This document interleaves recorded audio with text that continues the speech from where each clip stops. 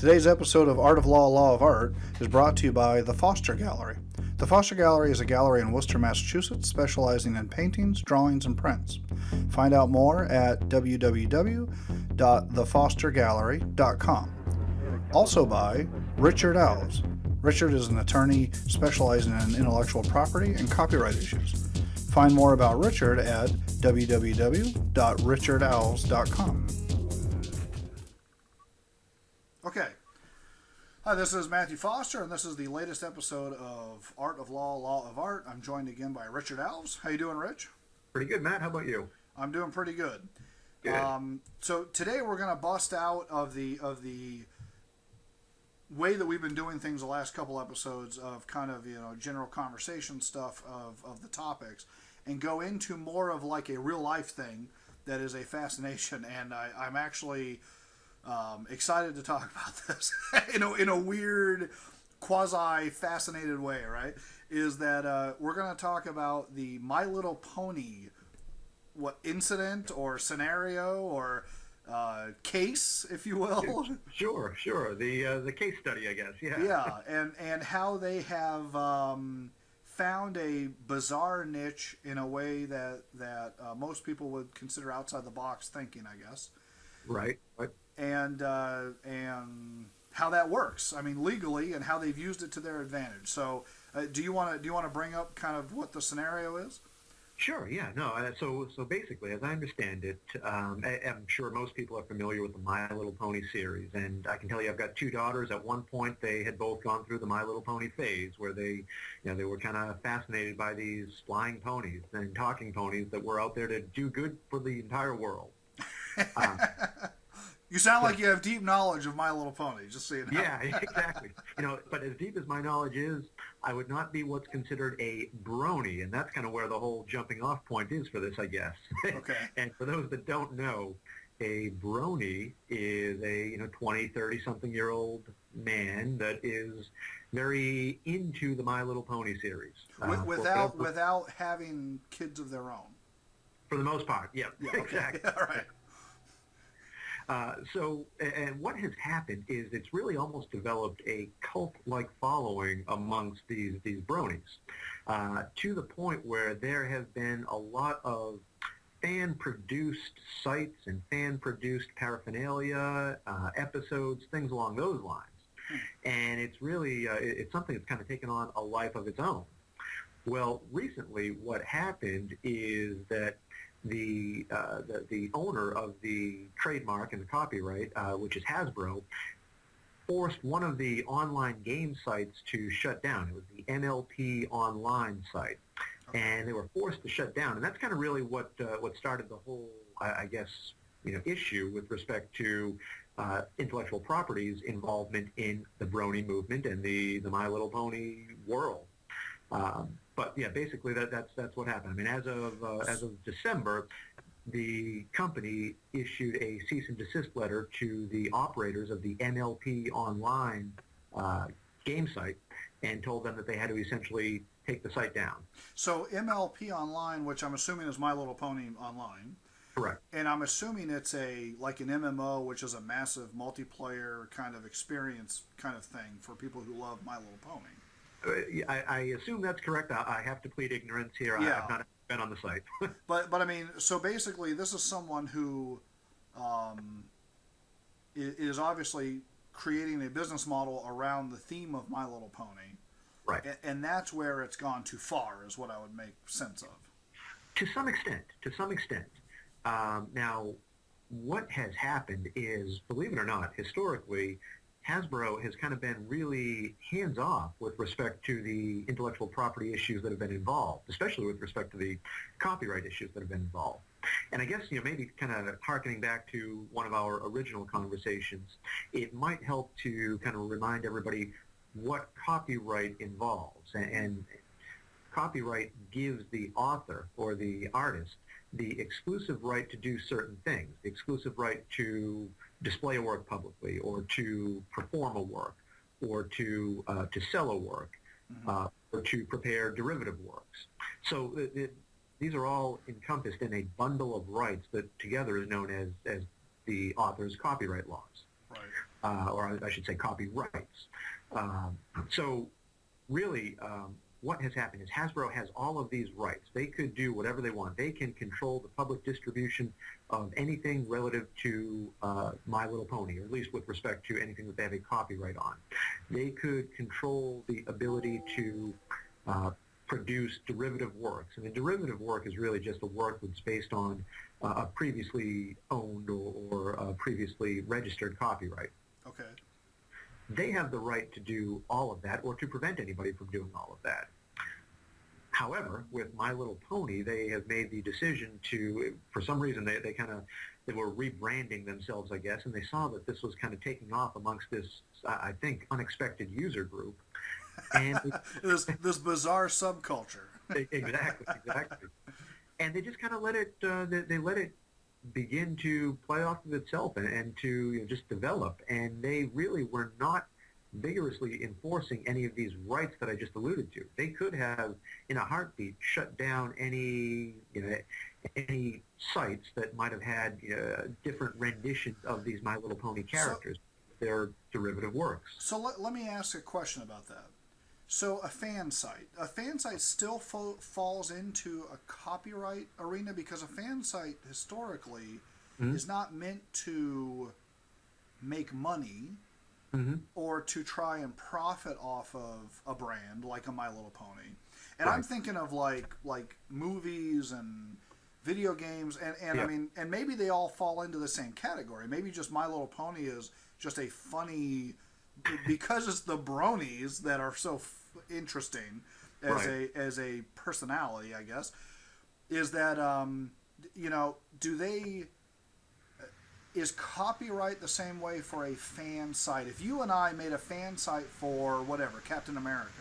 Yep. I mean, Marvel would not ever go after you for that, because you're just expressing to the world that you love Captain America. Right. And now I could totally understand if you and I said, "Hey, we should sell T-shirts on right. on our Captain America Love Fest page." Now Marvel could say, "Look, you're making money now off of Captain America." Right. So where does that fall in copyright? If I profess that I was not trying to make any money off of it, does that put me in a different light? It kind of does, and whether you realize it or not, what you just described is what's known as the fair use exception to copyright. Okay. And essentially, what you're describing, the conventional fan site, I guess, for lack of a better way to phrase it, is something that would fall within the fair use exception. You can use another copyrighted work for purposes of things like parody, or for purposes of things like criticism or critique, things along those lines. Okay. So that's exactly kind of what the conventional fan site would be. And there is there's a test. It's actually a 4-pronged test to determine whether or not something goes too far, has kind of crossed the line between the fair use exception and then gone into the realm of derivative work, or something that actually does infringe somebody else's copyright. Okay. Now, the 4 prongs of the test are basically, you have to look at the purpose and the character of the work, of what you're doing. In other words, is it a criticism? Is it a critique? Is it something like that? Or are you doing it for commercial gain? You would take a look at the nature of the original copyrighted work. Is it something that's very creative? Or is it something that is just kind of, it's got copyright protection, but the creativity involved with it is kind of de minimis, and therefore it's considered, I guess, it still has the same protection, but to a lesser degree, if that makes sense. So what would constitute that? Is there an example of that? Yeah, there is. So, like, for example, if you have a compilation of short stories, yeah.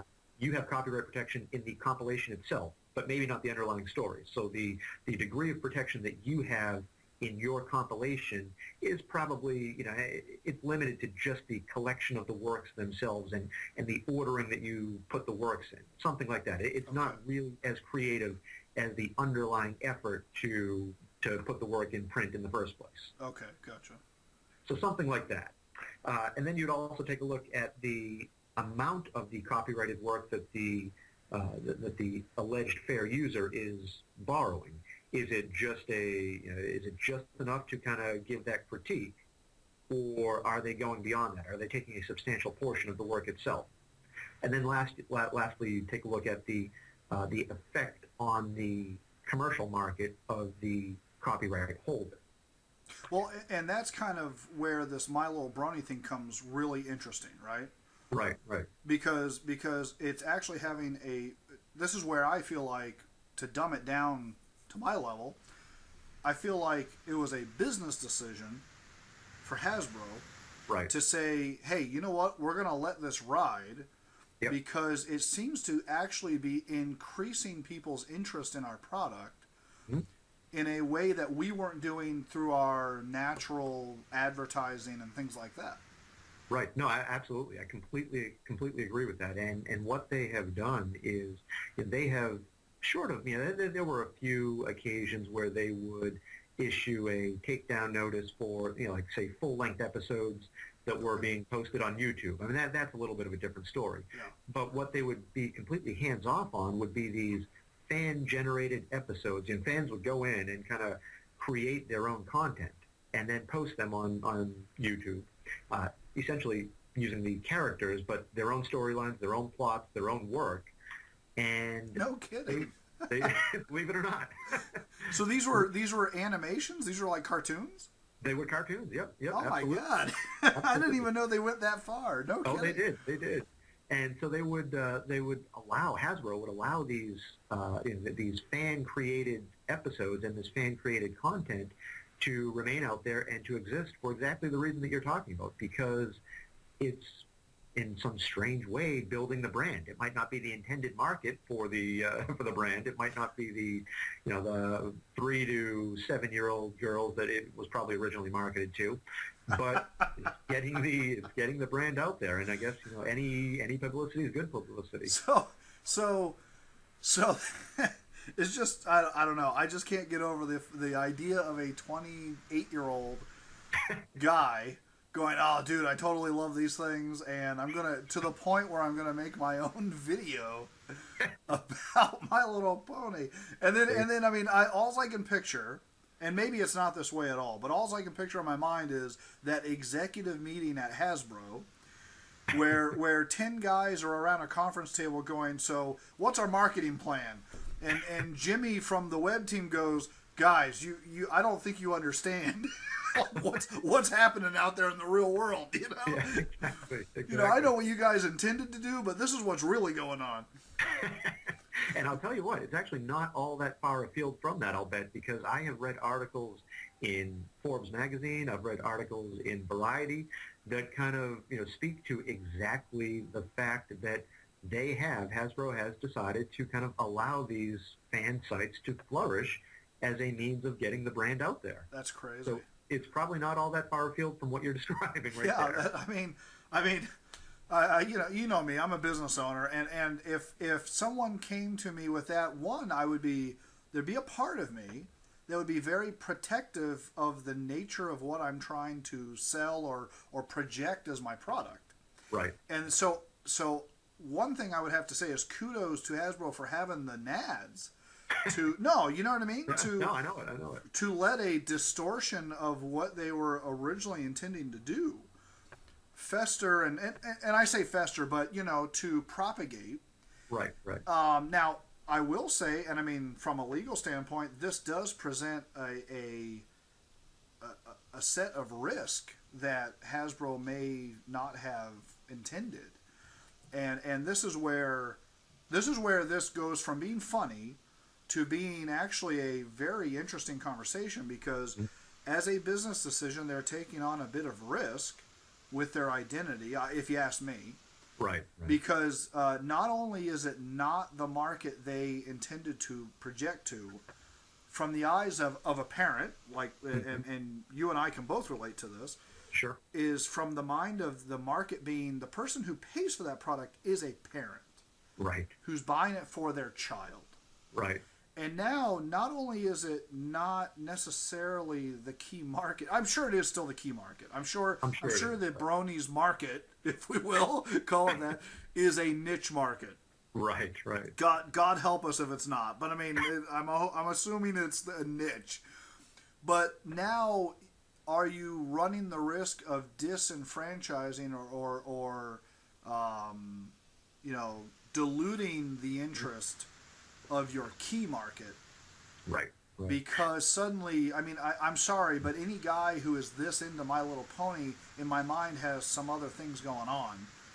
No, I mean, maybe it's perfectly innocent, but I don't know. There's just that part of me that goes, I'm not sure how I feel about this guy now, that kind of thing. It is definitely a contrast, I'm sure. You're right. And I certainly don't know enough about them to know everything or the personalities of what a typical brony might be. Right. Honestly, from what I understand there, it's fairly harmless. It's not it sounds a little odd, but it might not have that creep factor that that it could potentially be applied to it, I guess. But having said that, I don't happen to know any personally, and I haven't really done enough research on it to say for sure. It just kind of seems like they're, for whatever reason, really into this set of characters. Yeah.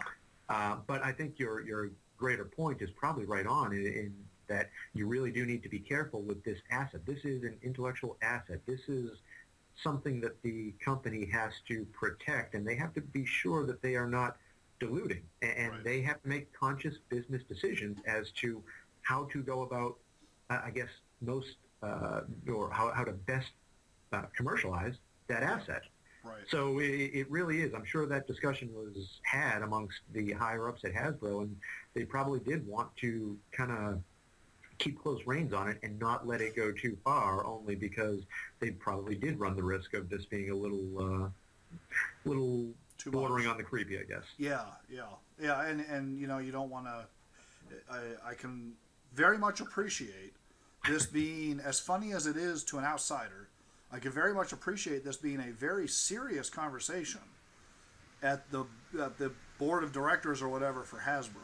Oh, absolutely. As to what do we do about this, and I mean, I totally understand the idea of God. The brand is creeping along, and this is a spike of interest. Let's see what happens. Right. I can totally sympathize with their not wanting to let it go. Right. But at the same time, how do you cultivate it in a way, and this is probably what we're seeing play out here with like the MMO, is that being a technology guy and being a gamer, I could see where if you let a bunch of 28-year-olds run wild with an MMO about your product, it will go into the toilet fast. I mean, the value and quality of the conversation will suddenly go to a place that I guarantee you Hasbro has no intent of going. I suspect that you're probably right on that one. And not to sidestep the idea that there's a far cry between a fan site where you could have a community of people that have similar interests, but no one's necessarily making any money. Right. So they're just sharing in their interest in the product. Right. There's definitely a difference between that and you logging in to participate in something that you're paying for. Right. And you're now using that branding to attract the people to participate. Right, exactly. And it's interesting too. They, as I understand it, they took a pretty unique approach to merchandising and branding, kind of what you're referring to here, in that not only were they allowing these sites to flourish and these this fan-created content to be out there without regard to their copyright rights, but they actually took it a step further, and they teamed with an online retailer. I believe it was like We Love Fine was the name of the retailer or something like that. And what they did is they granted a license to this online retailer.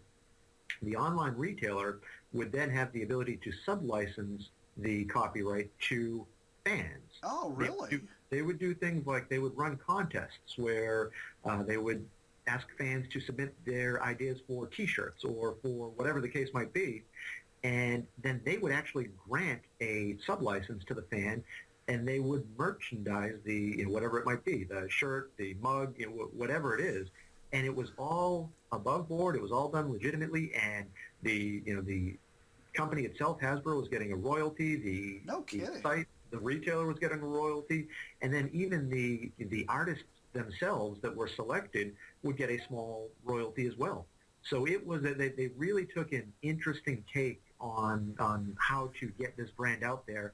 And, it benefited them in that they didn't need to worry about getting into all of these license agreements because they had this online retailer that was doing that for them. But they were smart in that they still were curating everything that was allowed to be licensed. Right. So it never got into a weird place as far as them not being, anything that was being done this way, the way I'm hearing you describe it.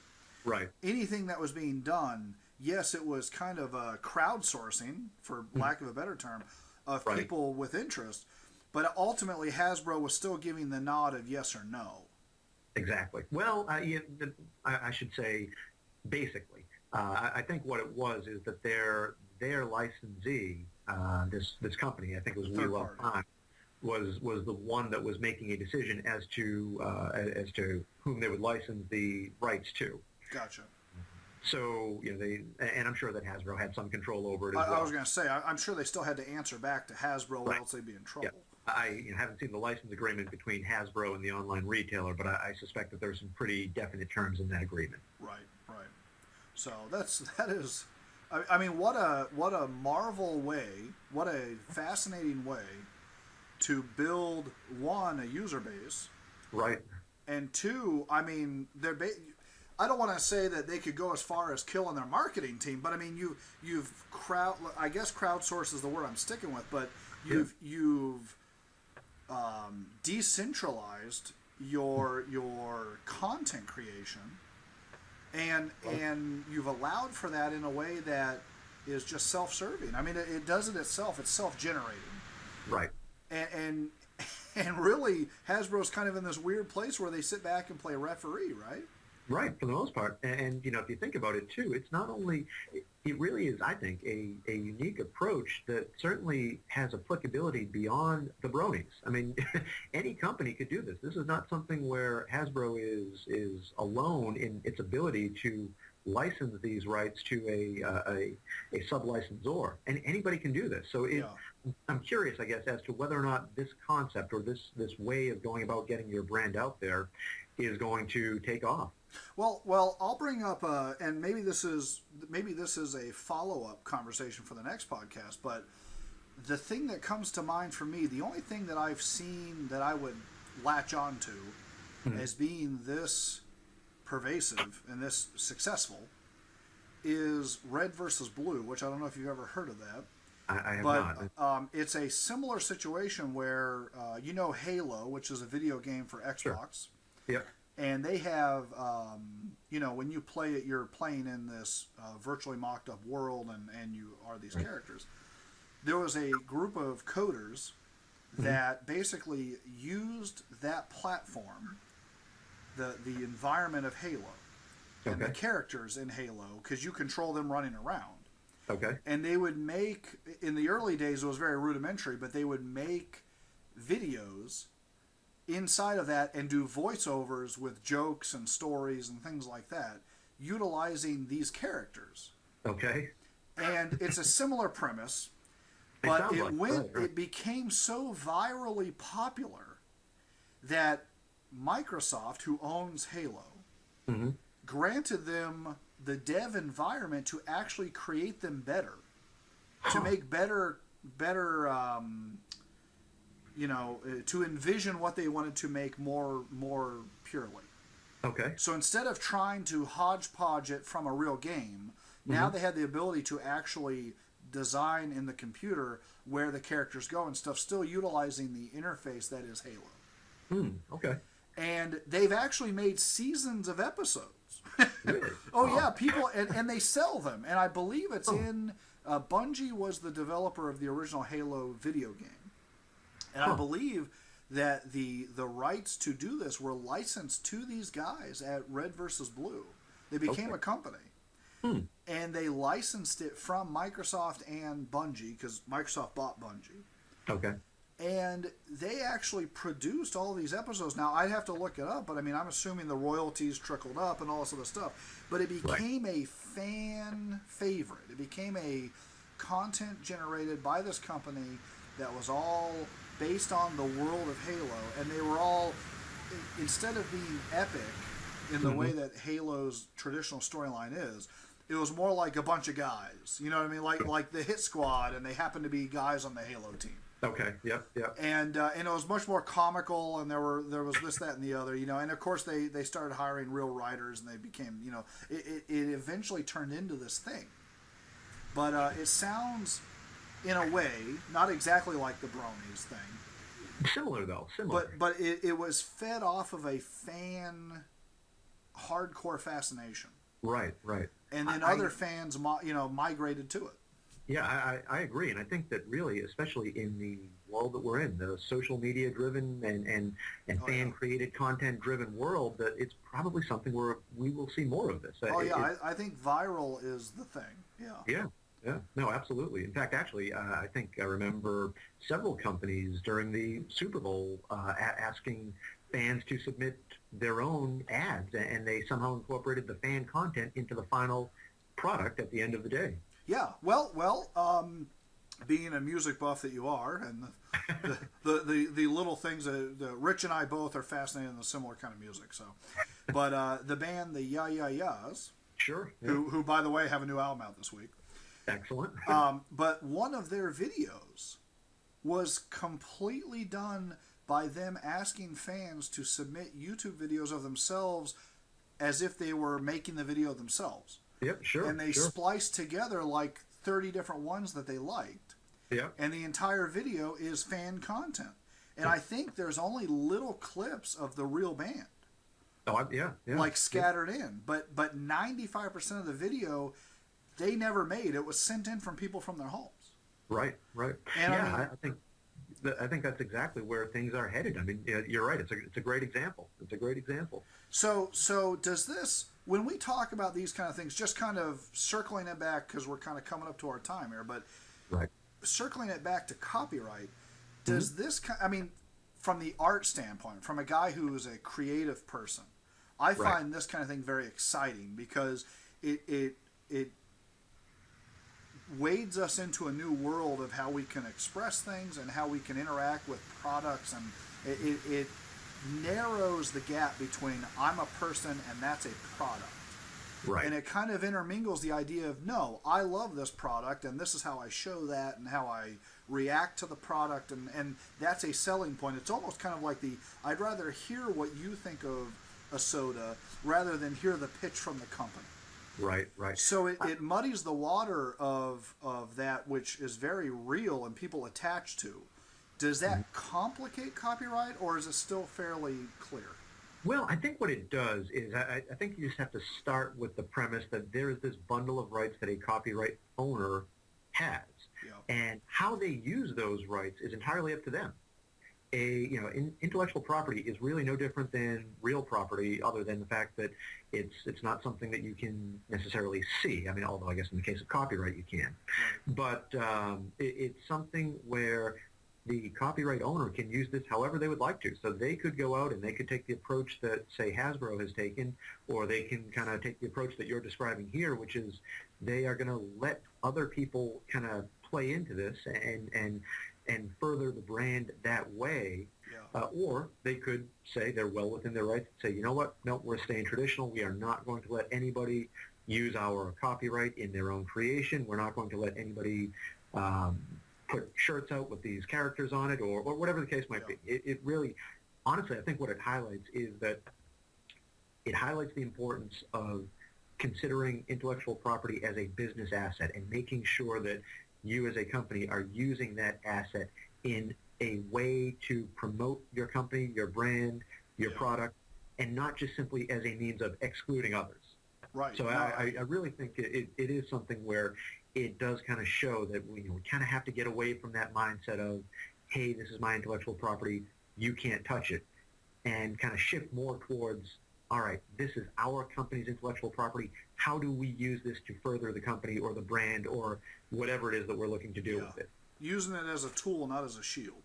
Exactly, right. Yep, exactly. Yeah. No, I think that's a great point. I think it's a great launching point for future conversations that we're going to have, because I think that concept really frames up. I mean, just off the top of my head, I'm thinking of other things that would be very similar. Not similar in execution, but similar in the mind frame of they used it instead of quote unquote protecting themselves. Right. They used it as a way to promote themselves, or a way to, they found this turning, you got so many people out there that think of laws as restrictive. Right. Instead of laws as empowering. Exactly. And this is definitely the case where normally you hear people, hey, you're abusing my copyright. Mm-hmm. And instead of that, they're saying, no, this is my copyright, and I want people to do this with it. Right. Exactly. Exactly. So, all right, great. Well, that's... Go ahead. Did you have something else? No, I was going to say, the only caveat to that, and to really bring it all full circle, is that the part of it that we haven't kind of answered yet, and the part that we kind of started with, is the fact that the site was taken down. And the reason that the site was taken down was not something that derived from copyright issues, but it was actually a trademark issue. So that's where folks need to be a little more, I think, cognizant of the differences between the types of intellectual property. When we talked about trademarks in general a couple of shows back, one of the things that I mentioned is that the trademark owner is under an affirmative obligation to police their marks and to make sure that nobody out there is using their trademark in a way that they do not have control over. Right. If they don't do that, they lose the rights to the mark. And ultimately, that's what the MLP Online case turned on, or the cease and desist letter turned on, was the fact that they were using that trademark, and Hasbro basically felt that they had to tell them that they could not use that any longer because they might have. Yeah. So it really kind of sprung from a trademark dispute, or at least trademark was the rationale as to why the site was shut down, rather than copyright. So out of their own interest, they may have had their hand forced as far as having to do something, even if they weren't opposed to them having a site about it. Right. That's because of their obligation to police their trademark. Right. They may have been like, if I don't do this here, then I'm going to get in trouble elsewhere. Exactly. Now, what they could have done, too, and this is all kind of, I don't know what happened or what decisions were made behind the scenes, but certainly they could have licensed the trademark to this MLP Online creator and given them the ability to continue with their game. Right. I don't know whether that was considered or not, or whether or not that was something where they just decided it was a bridge too far and they didn't want to go down that road for whatever reasons. Yeah. But that certainly could have been one outcome as well. However, if they decided not to do that for whatever reason, they then are faced with this affirmative obligation to police their mark, and if they don't, then they run the risk of losing it. Now let me ask you another one, and again, we're a little bit over our time, but I think this is interesting. My Little Brony, as a name. Right. I'm assuming either one of two things. Either Hasbro has already thought of that and protected that themselves so that no one can abuse it. Uh-huh. Or does that fall into, hey, look, it's too obviously ripping off something else, and you can't trademark that? Right. I think it's probably the latter, and I think the reason why is in order for anybody to get trademark protection, you need to actually be using that mark in commerce. So unless Hasbro has been using the mark My Little Brony, which I suspect they have not, then they can't just kind of reserve the right to it. However, keep in mind that with trademark law, the analysis is not whether or not the marks are identical. It is the degree of similarity between the marks. So My Little Pony and My Little Brony are certainly similar enough so that if somebody were to go out there and try to use it, Hasbro would be able to go back to them and say, well, no, you're infringing our trademark. And I suspect that every court in the country would probably side with them and would find infringement there. Especially once you look into it and see what the content is, it's obvious. There's no hiding it. So Exactly. But then again, they may feel no need to trademark it. It's a communal naming convention for themselves, and Right. Yep. So, no, exactly. I just figured I'd throw that part in because that is I could sit there to myself at least and say, well, what if I just wanted to trademark that as my own thing? But it sounds like that you couldn't be able to do that anyway. So it'd be fairly clear that you'd be stopped. Right. Unless you were using it in commerce, you could not get the trademark. And then even if you were, you have to be sure that it's not something that's infringing somebody else's, i.e. Hasbro's trademark. Right. Okay. All right. Well, thank you very much. I think that this is a great topic. I really do. And I think that a lot of our future conversations are going to be things like this because even as we talk, I end up thinking of more and more other things. So Absolutely. So thanks a lot, Rich. A little more relevant, I guess, than some of the black letter law type conversations. Yeah, well, people, now people will walk into a Walmart, look at a My Little Pony, and feel a little dirtier. Exactly. So, all right, well, thanks a lot, Rich.